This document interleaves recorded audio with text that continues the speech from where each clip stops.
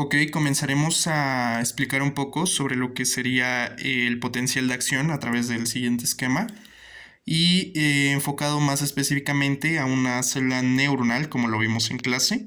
Entonces, este tipo de proceso consta de 6 fases o 6 pasos que son llevados a cabo sucesivamente. Y pues nada, comenzamos. El primero de ellos se enfoca inicialmente al estado, por así decirlo, de reposo de la misma célula. En este caso, como dijimos, hablamos de neuronas. Entonces, como se calculó en la ecuación GHK, pues el potencial de membrana de reposo de una neurona abarca lo que serían los -70 milivoltios, ¿no? Ese es un estado normal en reposo como primera fase. La segunda ocurre cuando existe un estímulo, ¿ok? Y pues ya lo habíamos visto que existe entre neurona y neurona, precisamente hablando del espacio sináptico y cómo ocurre la liberación de neurotransmisores, la recepción de los mismos y aunado a ello la apertura de canales de sodio dependientes de voltaje. Cabe recalcar que este estímulo puede ser bueno, ya un poco relacionado a la fase 3, que es el umbral, que es ese estado, ese voltaje necesario o suficiente, el cual permite precisamente que se cree este potencial de acción. El estímulo puede ser dado desde un estímulo umbral, es decir, que alcanza el voltaje necesario para crear ese potencial de acción. Y pues hablando de la neurona, decimos que el umbral necesario va a ser entre entre -50 y -55 milivoltios para que ocurra este potencial de acción, comience propiamente. Pero hablando del estímulo, puede ser un estímulo umbral que abarca este voltaje, un subumbral que es menor y por ende no va a permitir que se cree un potencial de acción y por ello únicamente la membrana va a continuar en un estado de reposo, o un supraumbral, el cual, como dice, va más allá del voltaje normal, es superior y gracias a esto permite que se cree de igual forma un potencial de acción. Entonces puede haber esos 3 tipos de estímulo. Pasamos a la fase 3, que es el umbral, ya lo habíamos comentado. Permite pues propiamente la creación o el inicio de este potencial de acción abriendo los canales de sodio dependientes de voltaje, ¿ok? De ahí pasamos a la cuarta fase, despolarización. Comienza con la entrada de sodio dentro de la célula, ¿ok?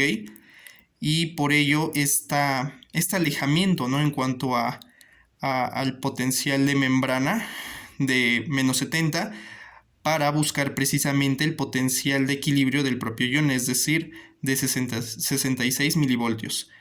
Y discurre así superiormente, bueno, en cuanto al esquema, se alcanza los 66 milivoltios en cuanto al ion. Y justamente antes de terminar esta fase, existe la inactivación de los mismos canales, se inactivan antes de llegar justamente a la finalización de esta despolarización. Y por ello, la apertura de los canales de potasio igual dependientes de voltaje. Seguimos con la fase número 5, repolarización,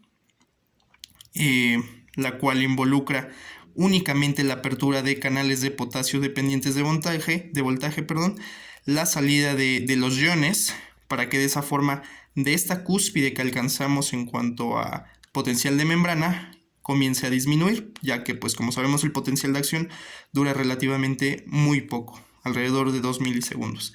Entonces necesita esta disminución o esta reincorporación del estado normal o en reposo de la célula. Entonces existe la repolarización, la salida de potasio lentamente y finalmente acaba en la fase 6, hiperpolarización, pues empuja precisamente, cabe recalcar que, alcanza nuevamente el estado de reposo, -70 milivoltios, sigue, no obstante, empujando este voltaje hasta llegar propiamente al potencial de equilibrio del propio ion de potasio, es decir, de -90 milivoltios, como aquí lo vemos. Y para que nuevamente vuelva a estabilizarse necesita necesita de la activación y el funcionamiento correcto de la bomba sodio-potasio para que exista nuevamente esta estabilización, ¿no? Y pues ocurre al final de el cierre de los canales de potasio. Y pues nada, es lo que ocurre. Y nada más aquí recalcar o señalando esta parte que por qué periodo refractario absoluto y periodo refractario relativo es en relación a esta última parte de la hiperpolarización y con respecto a la generación de otro potencial de acción. Entonces, el periodo refractario absoluto abarca prácticamente la inactivación de los canales de sodio dependientes de voltaje y por ello no es posible o no está susceptible a que la célula pues permita generar otro potencial de acción, ya que estos se encuentran inactivos, entonces no es posible. Y el periodo refractario relativo abarca que de este estado inactivo vuelvan a un estado de cierre, ya que son 3 estados: abierto, cerrado, inactivo. Y pues preferiblemente aquí se necesita que estén cerrados para que en base a este estado pues favorablemente se pueda generar otro potencial de acción.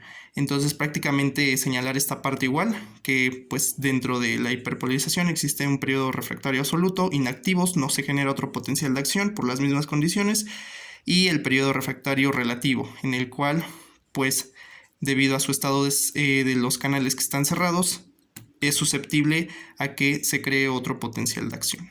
Y pues prácticamente eso sería todo.